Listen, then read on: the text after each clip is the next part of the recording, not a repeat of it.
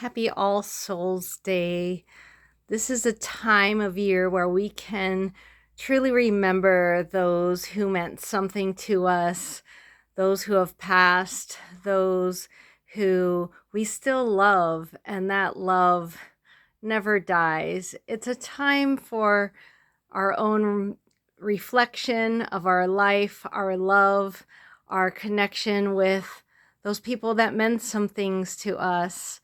And I invite you to take this time today to really feel, even if it's a feeling of grief or loss, just feel whatever you feel and connect with the love, because it's the love that we long for, and the love still exists and the love is still there.